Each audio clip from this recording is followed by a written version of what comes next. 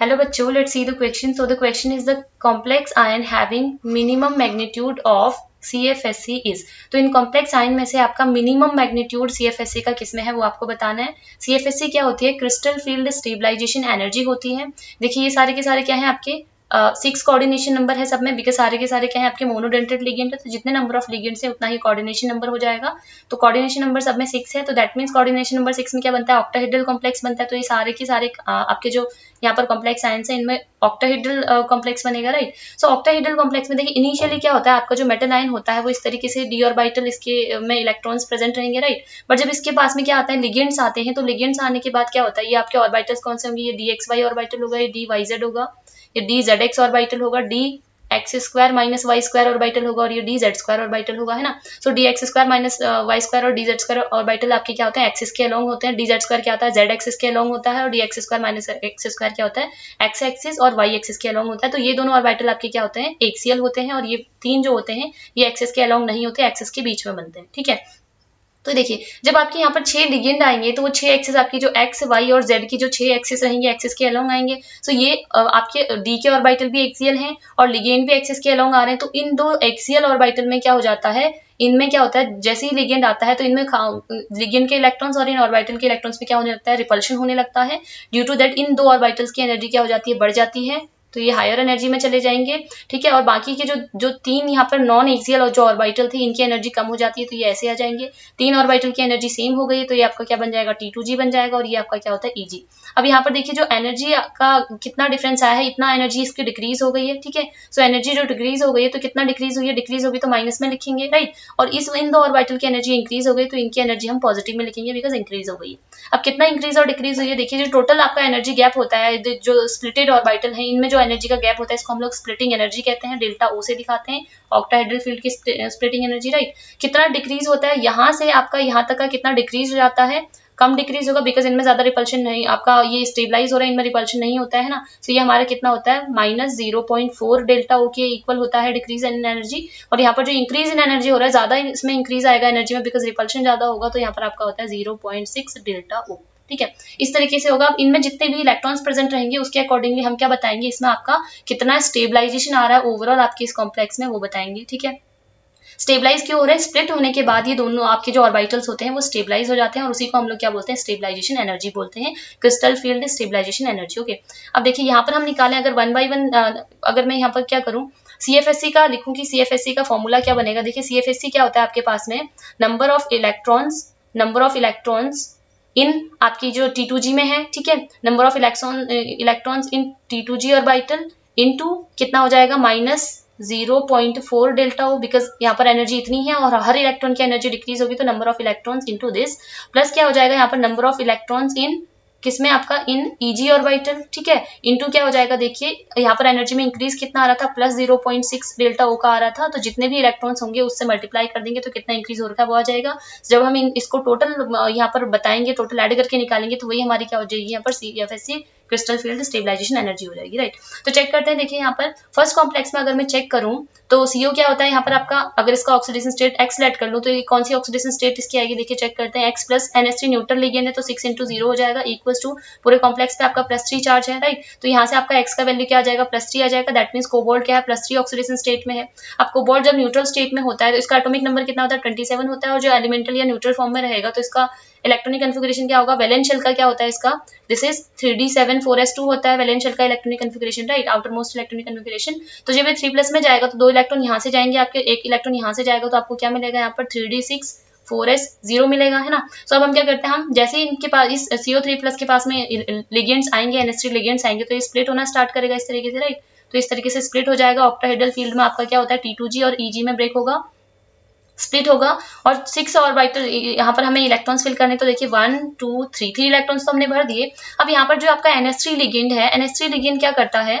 जब 3D elements आपके पास में होते हैं और वो 3+ ऑक्सीडेशन स्टेट में होते हैं, तभी क्या करता है? आपका स्ट्रॉन्ग फील्ड लिगेंड की तरह काम करता है, और स्ट्रॉन्ग फील्ड लिगेंड की तरह जब काम करेगा तो ये क्या करा देगा? यहीं पेयरिंग करा देगा, ठीक है। सो पेयरिंग हो जाएगी और आपकी यही इलेक्ट्रॉन्स इस तरीके से 6 इलेक्ट्रॉन्स आ जाएंगे।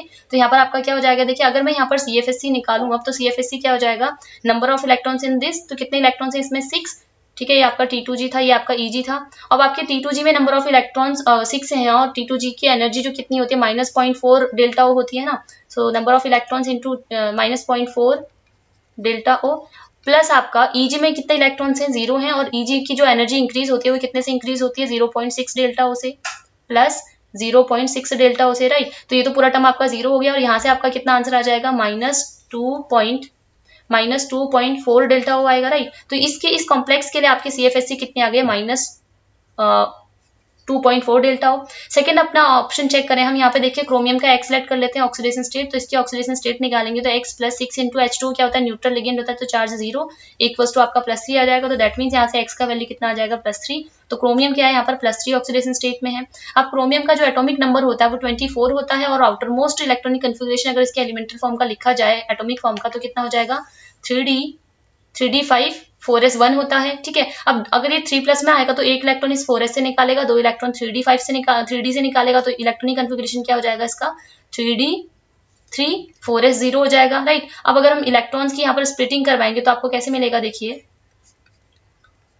ठीक है, इस तरीके से मिलेगा। T2G और EG में ब्रेक होगा। यहाँ पर आपके कितने इलेक्ट्रॉन्स हैं 1 2 3 इलेक्ट्रॉन्स हमने फिल कर दिए हैं। अब यहाँ पर अगर मैं CFSC निकालूं तो क्या होगा देखिए, इनकी एनर्जी क्या हुई है, नीचे वाले जो इलेक्ट्रॉन्स हैं इनकी एनर्जी आपकी -0.4 से डिक्रीज हो जाती है और कितने इलेक्ट्रॉन्स हैं 3, तो 3 इंटू क्या हो जाएगा -0.4 डेल्टा हो, राइट। प्लस आपका क्या हो जाएगा, इसमें 0 इलेक्ट्रॉन्स हैं तो 0 इंटू इसकी कितने से इंक्रीज हो जाती है यहाँ पर +0.6 डेल्टा हो से, तो आपका +0.6 डेल्टा हो। ये वाला पूरा टर्म तो आपका 0 हो गया है, तो यहाँ से क्या मिल जाएगा आपको -1.2 डेल्टा ओ CFSC मिल जाएगी सेकंड वाले कॉम्प्लेक्स में, ठीक है। सिमिलरली थर्ड कॉम्प्लेक्स में निकालते हैं। यहाँ पर लेट्स से इसका ऑक्सीडेशन स्टेट X है तो क्या हो जाएगा X + CN क्या होता है आपका -1 चार्ज होता है CN पे, राइट, और 6 CN है तो 6 × -1 जाएगा इक्वल्स टू पूरे कॉम्प्लेक्स पे -3 चार्ज है तो -3 पुट कर देंगे। यहाँ से आपका X will be equals to +3। That means यहाँ पर जो आपका क्रोमियम है ये क्या है आपका +3 ऑक्सीडेशन स्टेट में प्रेजेंट है, राइट। और +3 ऑक्सीडेशन स्टेट में क्रोमियम का कॉन्फिगरेशन क्या होता है, electronic configuration outermost shell का वैलेंस शेल का क्या होता है देखिए 3d3 4s0 होता है, राइट।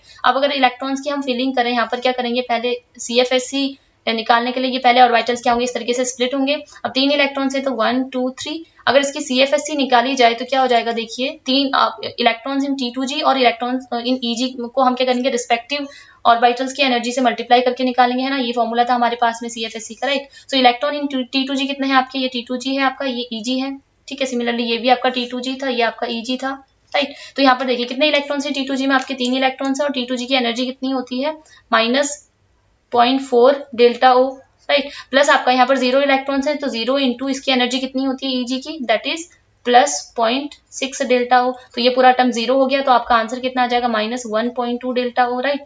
तो इसी तरीके से हम फोर्थ में भी निकालते हैं। देखिए फोर्थ में अगर मैं क्या कर लूँ यहाँ पर कोबाल्ट पे X ऑक्सीडेशन स्टेट लेट कर लूँ तो क्या हो जाएगा X + 6 इंटू Cl क्या होता है -1 चार्ज होता है इक्वल्स टू आपका टोटल चार्ज कितना है कॉम्प्लेक्स पे 3 माइनस है तो यहाँ से -3, दैट मीन्स आपका X का वैल्यू कितना आ जाएगा +3। तो यहाँ पर आपका जो कोबाल्ट है वो +3 ऑक्सीडेशन स्टेट में प्रेजेंट है और कोबाल्ट देखिए +3 ऑक्सीडेशन स्टेट में हम लोगों ने कन्फिगरेशन निकाला था 3d6 से 4s0 होता है, सो 3d6 4s0, ठीक है। सिमिलरली अगर इसकी हम क्या कराएं यहाँ पर स्प्लिटिंग करवा करके इलेक्ट्रॉन्स को फिल करें तो ये आपका क्या हो जाएगा T2G और यहाँ पर आपका क्या हो जाएगा this will be your EG, ठीक है। इलेक्ट्रॉन्स फिल करेंगे तो 1 2 3 3 इलेक्ट्रॉन तो भर दिए। अब अगर हमारा यहाँ पर लिगेंड स्ट्रॉन्ग फील्ड लिगेंड होगा तो यही पेयरिंग करवा देंगे, अगर वीक फील्ड लिगेंड होगा तो यहाँ पर EG में इलेक्ट्रॉन्स को डालेंगे। लिगेंड क्या है देखिए आपका Cl है, Cl क्या होता है यहाँ पर आपका Cl- is the weak field ligand, ठीक है। 3D एलिमेंट्स के केस में क्या करता है आपका ये Cl- क्या करता है वीक फील्ड लिगेंड की तरह काम करता है, तो पेयरिंग नहीं करवाएगा यहाँ पर। तो हमारे इलेक्ट्रॉन्स कहाँ जाएंगे, 3 इलेक्ट्रॉन यहाँ आ गए हैं 4th 5th और 6th, देन आपकी यहाँ पर पेयरिंग स्टार्ट होगी जब ऊपर के ऑर्बिटल में एक एक इलेक्ट्रॉन फिल कर देंगे, ठीक है। इस तरीके से आएगा। अब यहाँ पर अगर मैं CFSC निकालूं तो देखिए क्या होगा, CFSC will be equals to T2G में नंबर ऑफ इलेक्ट्रॉन्स कितने हैं 4 इंटू T2G की एनर्जी कितनी होती है -0.4 डेल्टा ओ, राइट। प्लस EG में इलेक्ट्रॉन्स कितने हैं आपके 2 और EG के एनर्जी कितनी होती है +0.6 डेल्टा ओ, राइट। यहाँ से अगर आप देखेंगे तो it will be equal to -1.6 delta O plus यहाँ से आपका क्या आ जाएगा 1.2 डेल्टा ओ प्लस का आएगा, है ना। इसको अगर सॉल्व करेंगे तो आपका आंसर कितना आएगा देखिए इट विल बी -0.4 डेल्टा ओ। सो हमारी CFSC आ गई है हर कॉम्प्लेक्स में। तो देखिए यहाँ पर क्या है फर्स्ट कॉम्प्लेक्स में अगर आप देखेंगे तो CFSC कितनी आ रही है 2.4 डेल्टा ओ, सेकंड कॉम्प्लेक्स में आपकी आई है -1.2 डेल्टा ओ, और थर्ड में आई है -1.2 डेल्टा ओ, और फोर्थ में आई है -0.4 डेल्टा ओ। आपको क्या बताना था यहाँ पर, मैग्नीट्यूड बताना, तो हमें यहाँ पर साइन नहीं देखना है, बस मैग्नीट्यूड देखना है। तो यहाँ 2.4 डेल्टा ओ, 1.2 डेल्टा ओ, 1.2 डेल्टा और 0.4 डेल्टा ओ। तो मिनिमम मैग्नीट्यूड किसमें है आपका, देखिए ऑप्शन 4 में है आपका। मैग्नीट्यूड क्या है, मिनिमम है, 0.4 है, राइट। सो ऑप्शन 4 में आपकी सीएफएससी का मैग्नीट्यूड क्या है, मिनिमम है, hence option 4 will be the right answer of your question. Hope you understood it well, good luck.